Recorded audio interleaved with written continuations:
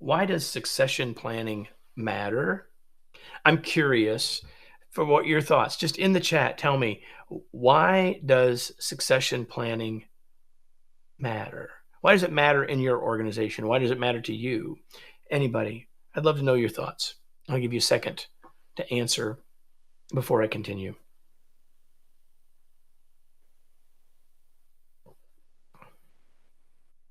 They're the same length, Michael. Have people ready when jobs are vacant. That's sort of the classical main reason. Have people ready when so no person should be in control of the destiny. It shows development. It creates and extends generational wisdom. Certainly, so business can go on without disruption. Long-term work is needed to accomplish our goals. The business goes on. Consistent company direction, regardless who's in charge. Continuity. Continuation. I love all these answers about continuity, which are all true. What if you get hit by the donut truck tomorrow? So Rachel, I've heard about a truck, but not necessarily a donut truck. Adrian does not want the donut truck. I'm interested in the donut truck. Just saying. Here's what I'm noticing in these answers is that there's a lot of conversation about continuity and continuing the business, and all of that's true. But what's also true is it's in fewer of the answers, and that is so the business can grow, right? Yes, from a assurance sort of standpoint, we need survival, right, and stability, as Kim says. But in its best form, succession planning should be about how do we prepare ourselves for the future. We were just in a conversation talking about preparing ourselves for the spark, preparing ourselves for the opportunity. I think it's really important that we think about that, not just continuing the business, keeping it going, maintaining a legacy, but also creating an even better future, leaving it better than we found it, if you will. And Venus says, allows me to proceed with my career path while I can pass something on to someone else. I'll share with you something I wrote last week, where the first two leaders that I had when I worked at Chevron both said to me, my job is to get you ready to replace me. My job is to work myself out of a job. And that was a selfless way of saying that they want to make sure that I'm growing, and they are then saying in their head, when I do that, other good things will happen for me, right? So it allows, if I'm an individual leader, if I can build a pipeline, which is what I'm going to propose we talk about more than just simply succession planning, that if we can build a pipeline, then I know that I'm leaving the organization in good or even better hands, which sets me up and allows me, as Venus said, to prepare to proceed in my own path as I hand the baton to others. I love that. So I want to talk about succession planning from the perspective that we often see it. Here's what I think succession planning is in most cases, the way most of us end up seeing it, whether we've been involved in it or not at the organizational level, is that typically it's limited in scope. Typically, although not always, and if you say this isn't how we do it, then I say awesome. But typically, it's limited to a limited number of spots, typically at the top of the organization. And how do we get those people ready? I was talking to a member of my team earlier today, and they're saying one of our clients is working on succession planning this year. They're working on it for the top 80 people. But the beautiful thing about what they're saying is they know that there's a domino there, that if they identify some of those people to move up, that there will be a next set of moves up. And what I'm suggesting is that many times succession planning only talks about that top group, and often not even as many as 80. But what they're doing is thinking ahead to say, well, it's not just the 80, but the domino effect that it moves down through the organization. Too often, what it becomes is simply names in a list. And that limited scope is typically at the top. And that's certainly true. And I would say, being a bit cynical, which is not really in my nature, but I think is often the case, is that succession planning is done behind a curtain, and people see it ends up being ultimately, unfortunately, maybe not even intentionally, a career limiting, excuse me, a culture limiting exercise. That it ends up limiting what's possible, what the organization sees, what people in the organization see as possible. That's succession planning. And so that's one way to think about it, if you will, right? And so why is it that we're doing this more now? Like, the idea of succession planning has been around a long time, but I think the noise and the action around it is more now than it's been in a very long time. And I think there's some really good reasons. There's all sorts of research that says that organizations are flatter now than ever. So that means if the organizations are flatter and there are fewer levels, that means when we've got somebody here, we want to promote them, we got to make sure we got the right people, because we don't have as much bench perhaps to work with.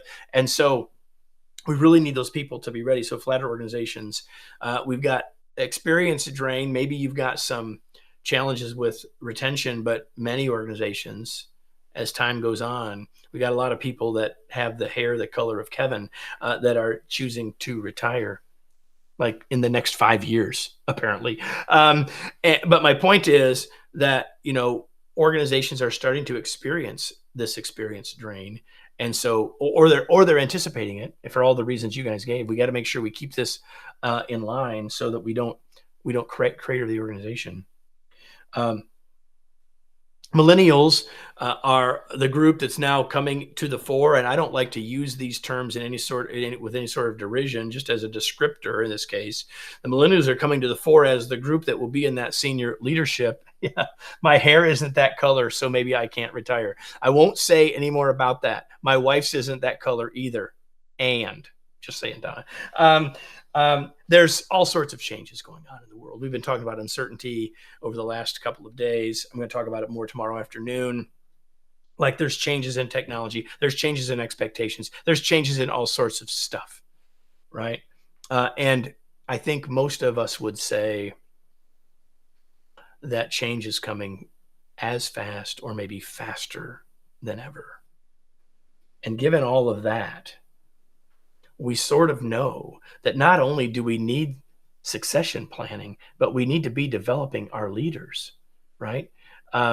That's what we need to get to. That's the key that we need to get to, right? So let's talk about what I think succession needs to be versus what it is. And I'll share the screen again and just tell you that I think we need to think about it a little differently. No disrespect to what we've done with succession planning, but in part, I have a hard time saying the word succession. You may have noticed that I probably said it wrong several times already today. But here's what I believe it needs to be. I believe it needs to be broader and deeper, that we need to think about it more broadly than ever, that it needs to be not just names in a list, but a conversation with everyone about their interest, about their desires, about their goals, and a whole lot of that needs to be happening. And when we change it to something different, when we change it to something bigger and broader and less and more inclusive, if you will, then it can become a culture defining process as opposed to a culture limiting process or exercise. And that's what I really hope that we can get to. That's really what I hope that we can get to in the next little bit. Okay. And I want to talk about some of those differences and what that looks like together. So the question that I would ask you is, how do we develop our leaders? And, I know that at this level, there's a lot of people in this room that really care about themselves as leaders. They really care about the leaders in their organization. So I know that if I ask you how you develop your leaders, I might get different answers than I might get out in the wild, if you will. And yet those answers matter, don't they? Like, those answers matter a lot. And so thinking about that is worth thinking about that for sure. How do you develop your leaders? Well, however you're doing it, let's just do that real quick. How do you develop them? What are the things you're doing in your organization to develop your leaders? Real quick, in the chat, just tell me. What are you doing? Ashley says we're doing workshops. We're creating learning opportunities. We're doing side-by-side training, giving them responsibilities and support. Love that. Empowering them. Awesome. allowing them to make mistakes. I love that. Bringing them along, hopefully lots of different ways to do that. Collaboration and cross-training, individual learning plans, stretch assignments, peer roles. You see what I'm saying? This is all the stuff. VLC. Thank you, Jim. This is all of the right stuff. But if I ask people out in the wild, guess what? I'm going to get some of that, and I'm going to get a bunch of other stuff. Maybe all I'm going to get is training. Maybe all I'm going to get is workshops. And so we know that there are challenges with that, right? And the thing is, if we're doing the same thing we've always done, we're going to get the same challenges. We're going to get the same problems.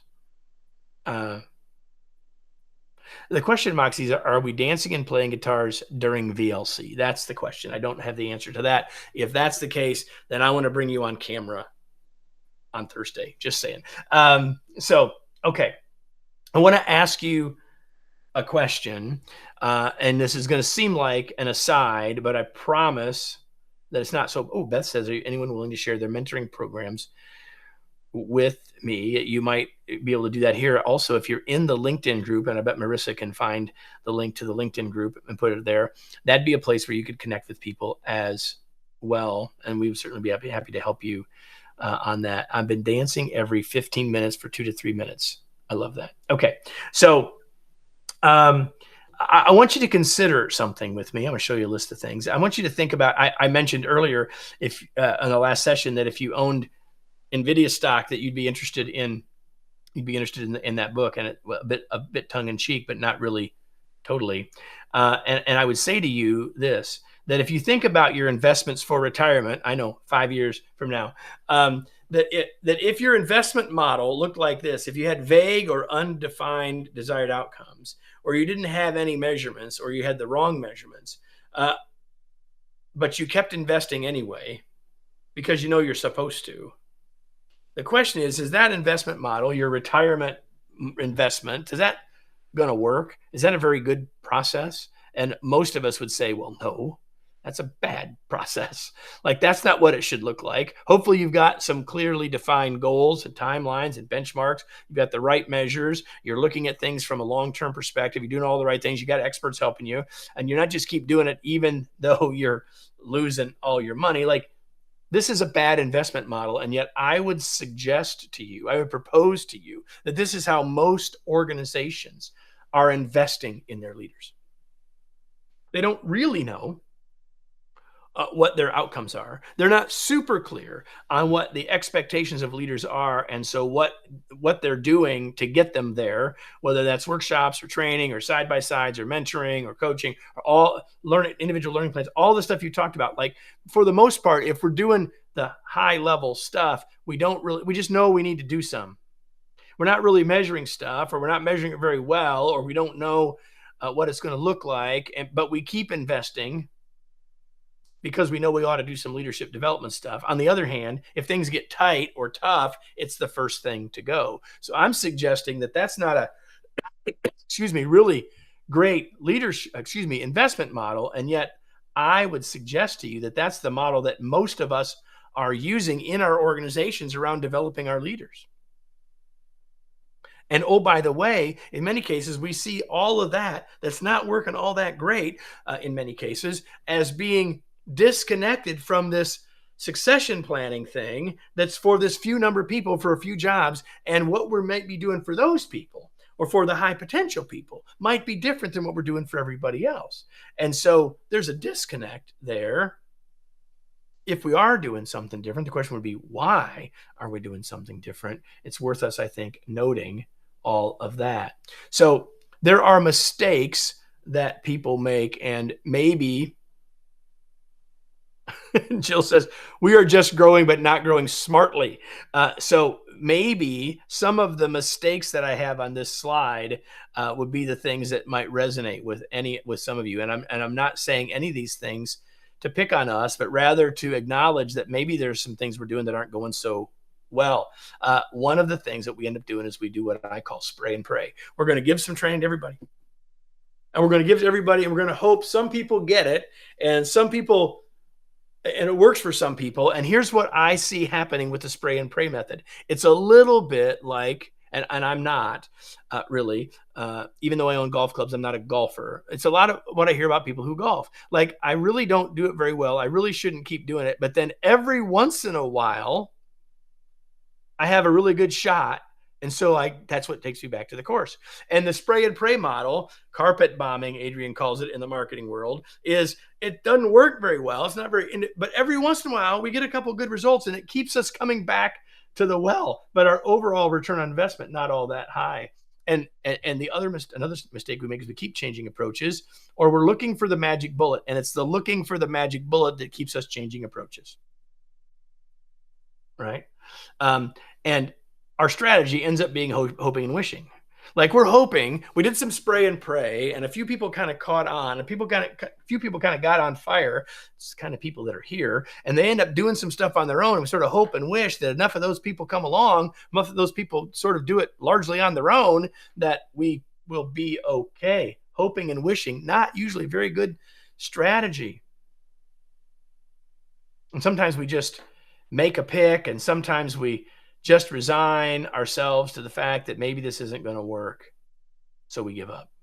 Like, these are not what we should do. If this is what we're doing, we need to stop, because it's not working, is it?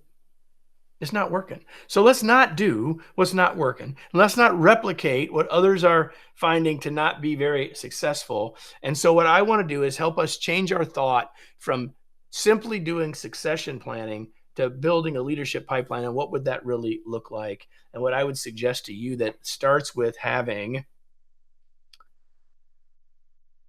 new expectations, being crystal clear about what we want from our leaders. What does success look like?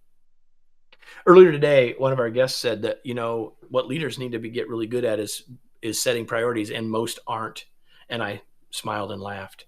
I could say exactly the same thing about expectations. What all leaders need to get better at is setting clear expectations, and most of us aren't. And one of the reasons we aren't as good at this as we could be is they're not very clear for us either. How can we achieve what we don't know once we don't know what success looks like? We need organizationally. So what I'm going to say here is this slide applies to us organizationally and to us personally. So if you're a leader wanting to build the pipeline of your team, then you need to have new expectations, and you need to have a heightened belief in the capacity and potential of your folks. Like, got to happen. The same thing is true organizationally. So heightened belief organizationally, that we've got the right people on the bus. We've got people on the bus that may not have done what we need yet, but they're capable of getting there. We believe that. And because of that belief, we will invest in their development, invest in time, in talent, and in treasure. Meaning, I'm not just talking about investing dollars. I'm talking about investing time beyond the dollars. Are we going to give people the time to learn and then practice? And are we going to invest the talent in our organization, senior leaders, perhaps to model the same behaviors, perhaps to do the mentoring and coaching? Are we going to invest in it all the way around? Because if we do, and it's easier to do that if we have a true belief and have clear expectations, investing for an outcome that we understand and agree on, then we got a better chance of success. And if we want to do this, we got to engage everyone far more broadly than we might otherwise think. Then we have a chance to build our pipeline, and that's important. So the pipeline questions are slightly different than simply succession planning questions. So they look like this: who do we got? What do we need? When do we need them? Who wants to get there? Big question. So who do we have on the bench? And what are the things we need? What are the expectations? And when do we need them? So how do we invest in people so they can be ready when the time comes? And do we ask the question, who wants to get there? Or are we operating on the mental model that people in my generation generally operated on, which was, generally speaking, the way to be successful in business is to move into management, become a leader. So there are a lot of organizations that just assume, hey, if we see potential in you, then we know that's what you want to do, right? But are we asking people who wants to get there? Is the timing right for them? Like, those two things go together, right? Who wants to get there and when? There's maybe some people say, hey, I want to get there, but not right now. For a while, I need some time with my young children. And do I want to move into leadership and positionally, but maybe not right yet? And then is there a culture match? And Rachel says sometimes the culture match is the biggest hurdle, right? What do we need? What's the culture? Not just the culture that we have, the culture that we want. Are we what we need is folks that are willing to, able to, and leading and working in the context of the culture we want. Not a culture match of what we got, a culture match of what we want. Really important difference to consider. So if you're in the HR, leadership, talent, training, learning, whatever word you want to put here, Carol says millennials want to lead without moving into a role. Like leadership, that's what I would call small L leader versus capital L leader. Capital L leader is position. Not everyone wants that. And guess what? If we have an organization where people are clear that they can be a positive influence without being in position, if we have a lot of people with those skills, are we not going to be more successful? We certainly are. So teaching leadership skills then, to Carol's point, and by the way, I don't think it's just millennials, although there may be a lot of those folks in that spot. What I would say is this, that when we think about this pipeline, it's not just about a position of leadership, it's the skills of leadership, right? And so there's Laura making the comment that it's not just about millennials. So if we're thinking about building a leadership pipeline, if we're putting on our organizational hat, then we got to think about building broader processes. We got to invest more broadly, and we got to make a cultural decision that this is important to our business. And there's all sorts of research that says over and over that organizations that make these investments broadly and wisely, not necessarily making the mistakes that we talked about earlier, that they're going to be the ones that win. They're going to win in recruitment, they're going to win in retention, they're going to win in productivity, they're going to win in the marketplace. And so I think it's just critically accurate. The pipeline is longer and wider than you thought. If we're thinking about traditional succession planning, a small list of names on a list, then we're not thinking about a pipeline which is longer and wider than you thought. And when we start to see the world that way, we start to make different choices. So the leadership pipeline means organizational leadership development. And we could make that capital L or lowercase l to the conversation the comment I made in the conversation in the chat. So why do leadership development processes fail? Well, they fail because, there's a bunch of stuff. I'm just going to put them all up here. They fail because they're based on events only. What I loved about your list earlier is the stuff that you're doing wasn't all just events. It wasn't all just a workshop, an agenda of training. But another reason that leadership processes fail is it's not integrated into the work. Someone said yesterday, and I wish I remember who it was. If you're here, raise your hand. Let me know that you said it yesterday so I can acknowledge it. Someone said yesterday that what I'm going to start doing is having one-on-ones with my team members after they go to training.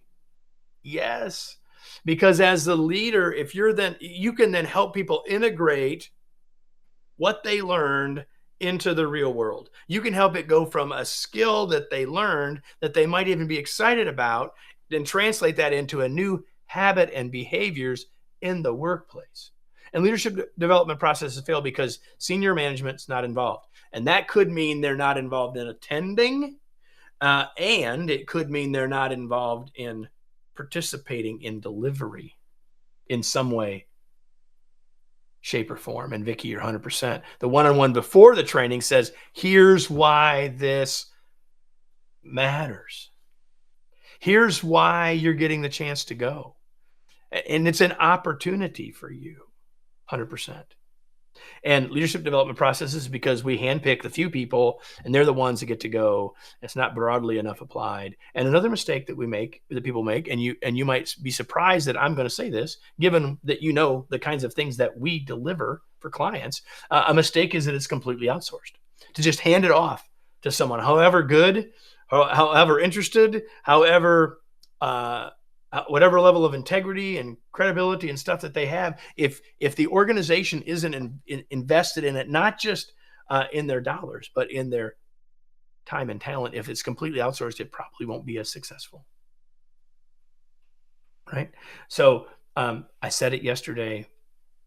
I'll say it again today. Training is an event, learning is a process. Organizational leadership development is a learning process. Yesterday we talked about playing the piano, and we came to the conclusion that learning is a process, and the way you learn to play the piano is not by taking a workshop. Right? It's an integrated flow of things. 100% true. So to make it process, not event, it's all this kind of stuff that's on this slide, which, by the way, is the stuff that you guys had in the chat earlier, which doesn't surprise me.